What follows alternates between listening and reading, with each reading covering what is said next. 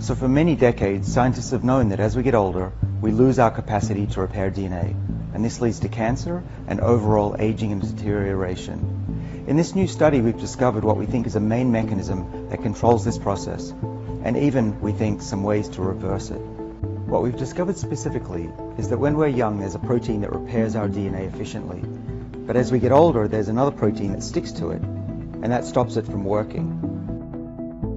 In one experiment, we fed old mice, the equivalent of about an 80-year-old human, a molecule called NMN, which then the mice turned into another molecule called NAD. Now, NAD is essential for life, and what we found out is that when you add it to the mouse's diet, it pops these two proteins apart, and this protein can now be as active as it was in a young mouse and restore our youthful levels of DNA repair. Effectively, this restored the DNA capacity of the old mice back to that of a young mouse, and also removed the DNA damage that was accumulating in their tissues.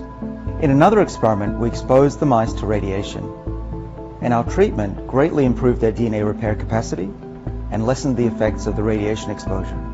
We're particularly excited about doing a human trial over the next few months and seeing if these results translate to people.